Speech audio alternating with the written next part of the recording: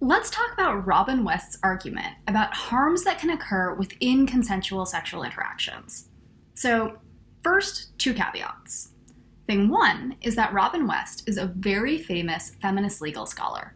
She's focused here on legal notions of consent, which are a lot narrower than some of the more robust notions of consent we know, like, say, the affirmative model of consent. She's really only focused on instances that are considered consensual under the law. But we might have some questions about whether we would really consider all of these to be morally consensual.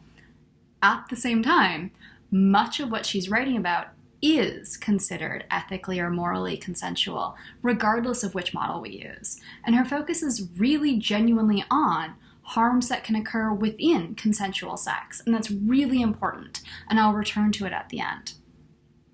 The other thing I want to note is that West is writing specifically on harms that accrue to women who have unwanted or undesired sex within heterosexual contexts. That's just the narrow scope of what she's writing about here, but she is not claiming that this happens exclusively to women or that it only happens in heterosexual contexts. That's just the set of examples she's writing about. This is kind of how law writing works, is that they choose sort of a narrow scope. And so this is what she's focused on, and our task is to think about how this might extend outwards beyond just her set of examples. So West starts off by recognizing that there can be a lot of reasons why someone might engage in unwanted or undesired sex. Sometimes people do so out of necessity. People might engage in survival sex in order to make money, in order to have, access to food or shelter, in order to get certain kinds of protection, particularly when in dangerous situations. Sometimes people will have unwanted or undesired sex as a result of peer pressure. This might be very familiar from high school or college, feeling, I guess this is just something that one has to do.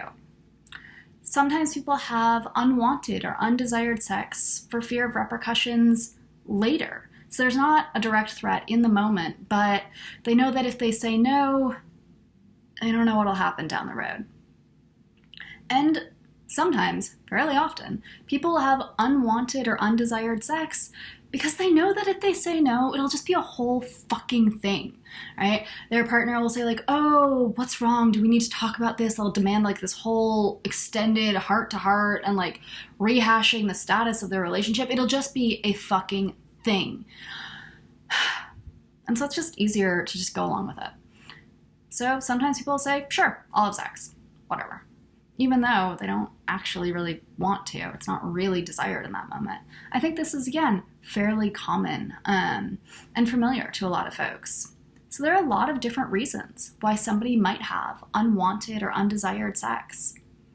So West is making an argument that even though these sexual interactions are legally consensual, there can still be some significant harms that result from these encounters, especially if they happen over and over and over.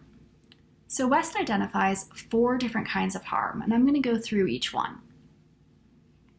So first are injuries to one's capacities for self-assertion.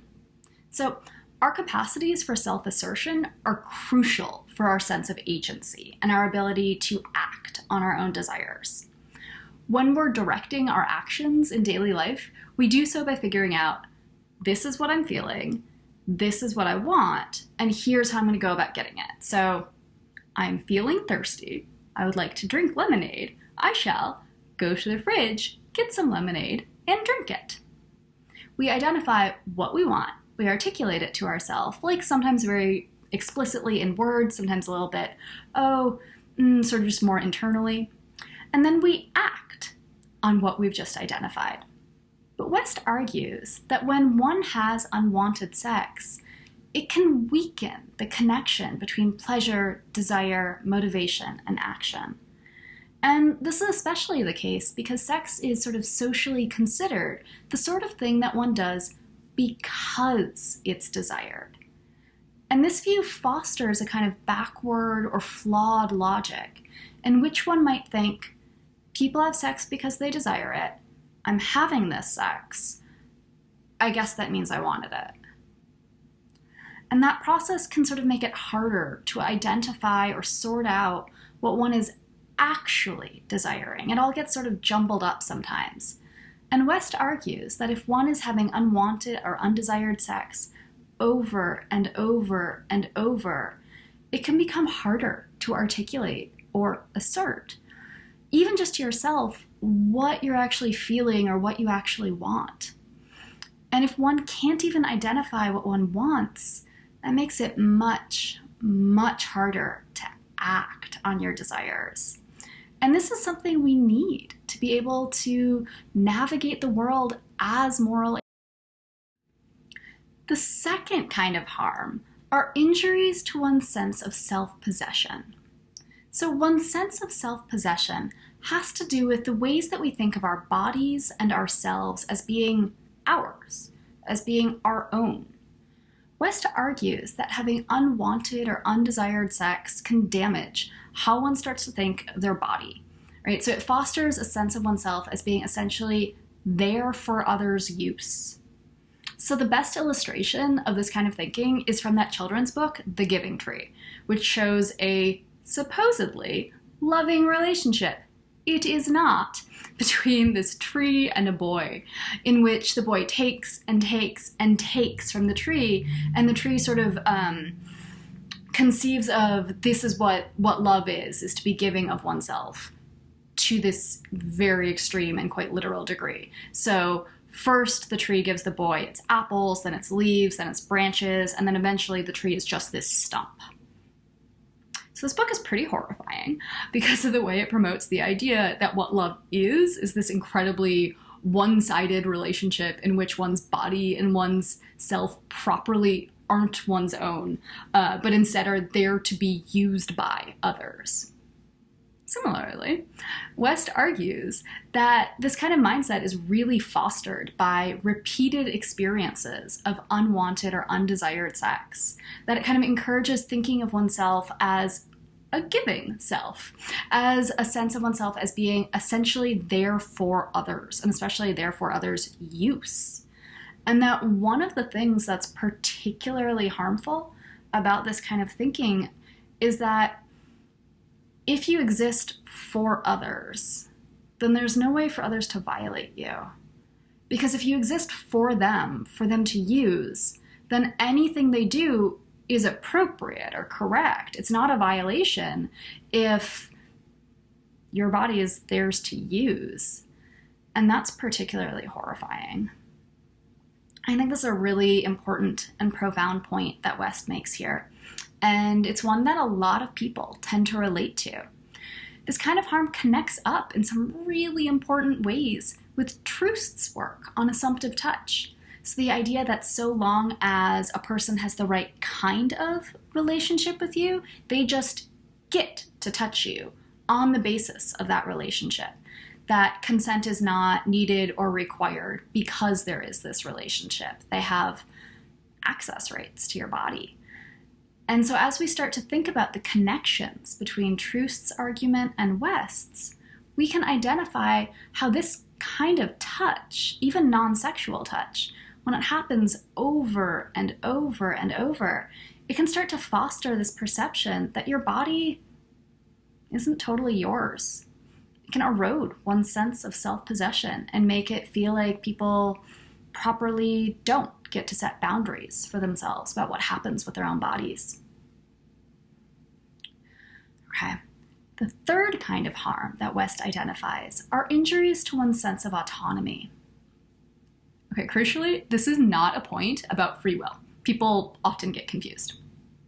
What West is getting at when talking about one's sense of autonomy is about how we understand ourselves as being capable of moving through the world under our own direction.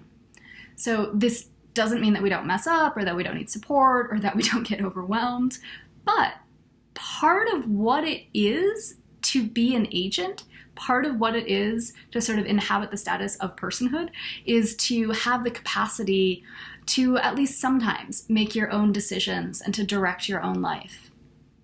So West argues that having unwanted or undesired sex can weaken one's sense of being capable of moving through the world on one's own. So she writes that this is especially the case when people have unwanted or undesired sex out of physical or economic dependency. Quick note, West is not talking about people who have chosen to enter into sex work here. That is not what she's writing about in terms of this kind of economic or physical dependency. So instead, she's focused on instances where someone, say, doesn't have a place to stay, but they know that if they have sex with this person, then they can crash at their house for the night. Or someone who's been a stay-at-home mom for 20 years and has no resume, no external income, and who knows that if she doesn't have sex with her partner, eventually they'll divorce her, and she has no idea what she would do then, right? So she is dependent on this partner. So having unwanted or undesired sex out of physical or economic dependency can reinforce the idea that this is the only way one is capable of accessing these kinds of goods like food or shelter. So it can instill this idea that the only reason someone would ever, say, like, hang out with you is if you have sex with them. Or that the only way you could have a home is if you're in a sexual relationship with someone and they provide the home for you. This is the idea that you just aren't capable or can't hack it on your own. And more broadly, West says, this fosters the idea that one properly needs someone else to take care of them, to make decisions for them, to help them navigate the world.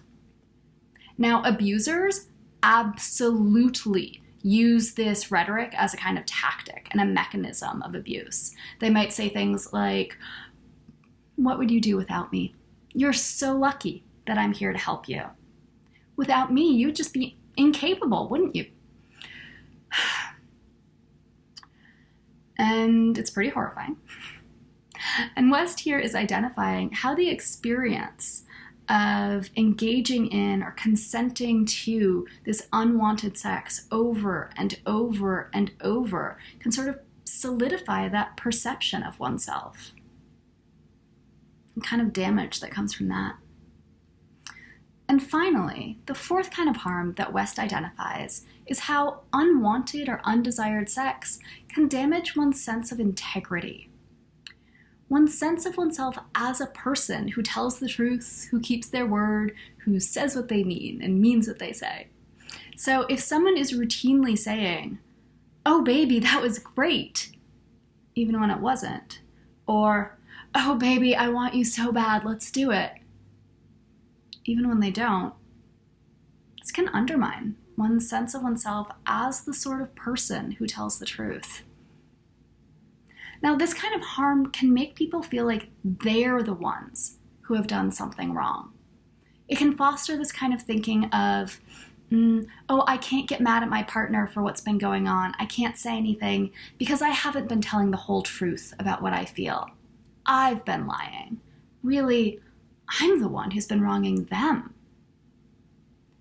It can make one feel like they're in debt to their partner, that they have something to make up for. And to be clear, it isn't the case that someone who has unwanted or undesired sex has somehow compromised their integrity, but it can feel like it from the inside. And once again, this kind of tactic is very much, or this kind of rhetoric is very much taken up and used as a tactic by abusers, right? As a way of saying, you were the one who's been lying to me. And that functions as a way of trapping the person who's been having this unwanted sex within the relationship by making them feel like they have something to make up for, by making them feel like they're indebted to their partner because they've now been lying. Okay, so West identifies these four kinds of harm that can occur within unwanted or undesired sex, and how these harms can shape the way a person thinks of themselves, and how this can undermine their ability to move through the world in an agential way. So West argues that when these harms occur once or twice, like, they're harmful, they're worth taking seriously. But the real and incredibly significant moral damage emerges when this happens over and over and over. That these kinds of harm can be incredibly profound profound, especially when they're multiplied over the course of a lifetime. And these kinds of harm create a feedback loop, right? So they kind of function, to reinforce one another, which serves to trap people in the situations they're in. So the more that one is subject to these kinds of harm, the more that can start to erode a person's resources to be able to identify what's happening as harm. So if you're routinely in the position of thinking of yourself as being there for others' use, then it just gets harder and harder and harder to identify that what's happening is, in fact, a violation. Because as your sense of self-possession gets weakened, you have fewer and fewer resources to draw on, fewer tools to be able to say, no, my body's my own. Because again, the whole way that this is happening is it erodes one's sense of actually possessing one's own body. And it gets harder and harder to label what's happening as a violation. To be clear, it still is a violation. It just works to obscure or erase itself, to make itself invisible so that it's harder to notice. If your ability to identify and act on your own desires is eroded, and you don't think of yourself as being able to be self-sufficient, just think how incredibly difficult it becomes to escape an abusive situation. Now, all of these harms interconnect with one another and mutually reinforce each other. So if you think of yourself as not being someone who tells the truth, that might make you start to doubt your own assertions, even if you're just asserting these things to yourself. It can start to make one doubt, like, is this really what I'm thinking or what I'm wanting, or am I confused? And that can reinforce the idea that maybe you don't really know what you want. If your ability to identify and then act on your own desires is being eroded, then that supports the idea that you might properly need someone else to direct your life. And if you don't think of yourself as being able to make your own decisions, then that lends credence to the idea that other people maybe properly ought to make decisions for you, including about what happens to and with your body. So they all serve to prop one another up. These different kinds of harms interconnect and deepen the harm from each other. West wants us to recognize these significant kinds of harm. And crucially, she wants us to recognize the ways in which harms can occur even within consensual sexual encounters. And we rarely focus on the possibility for harm within these contexts. In both academia and in the world more broadly, there's just this whole long history of focusing pretty exclusively on the presence or absence of consent. Now, consent is incredibly important. Consent is always necessary. There's not a question about that. But there's this widespread assumption that so long as consent is present, no harm can occur. And this view is just pervasive. People will say, like, was it consensual? Yeah. So what's the problem? Folks internalize this message and start to impose it on themselves with thoughts like, I feel weird about what happened last night, but I consented, so I don't know, maybe I'm just like being ridiculous or melodramatic. I'm sure it was fine, whatever. This kind of thinking is just incredibly common. And it all serves as a way of erasing the kinds of harms that West identifies. And it's based on this presumption that the mere presence of consent precludes the possibility for harm or violation. Consensual sex, on this thought, is taken to mean morally good sex, that everything's great. And, connectedly, on this view, the only way for sex to have been morally bad or harmful was if it was non-consensual. So this flattening of the terrain is just not helpful. It only allows for one kind of harm within sexual contexts, that of the violation of consent. It doesn't give any recognition to any of the other kinds of harm that might occur, any of the other way that things can go importantly badly within sexual contexts. It doesn't allow any recognition of the multiplicity of kinds of violation or trauma that could occur, even with consent being in place. And crucially, it doesn't enable us to change any of these things, to prevent them from continuing to occur as we go forward. Consent is always necessary, but it's not sufficient on its own to ensure morally good sexual encounters. We need to deepen our understanding of the dynamics that happen within sexual encounters so that we can recognize and address these significant kinds of harm that can and do occur, and so we can start to enable sexual encounters that aren't just consensual, which should always, again, be in place, but that are also, in addition to being consensual, also morally good, or the kinds of sexual encounters that are supporting and recognizing all of the participants' agency and personhood.